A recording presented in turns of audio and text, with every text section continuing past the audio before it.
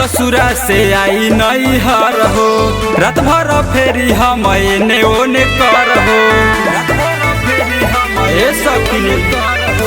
ए सखी ससुरा से आई नहीं हर हो, रात भर फेरी हम एने ओने कर हो।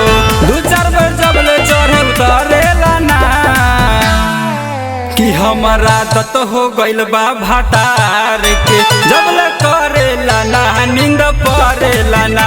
हमारा दत हो गइल बा भाटार के, प्यार करेला ना नींद परेला ना।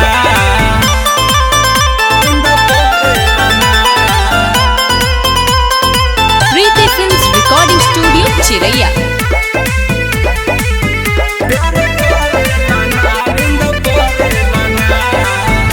रात भर सूती उनका हाथ पध के माथ हो, दोनों बेकत हमनी खाइए के साथ हो। खाइए के सुनाए सखी, रात भर सूती उनका हाथ पध के माथ हो, दोनों बेकत हमनी खाइए के साथ हो। यहाँ खाई अकेले पेट भरेला ना कि हमारा दत हो गइल बा भाटार के, जब ले करेला ना नींद परेला ना। हमारा दत हो गइल बा भाटार के, प्यार करेला ना नींद परेला ना। कि हमारा दत हो गइल बा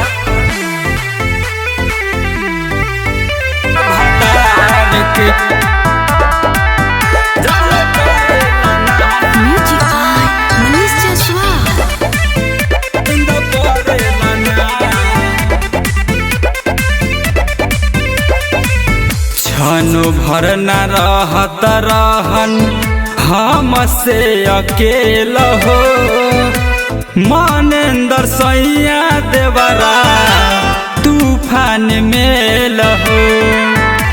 तूफान में लहो छनो भर न रहत रहन हमसे अकेला हो, दिनेश सैया देवरा तूफान में लहो। यहाँ सहे मलाकार धीरे धरेला ना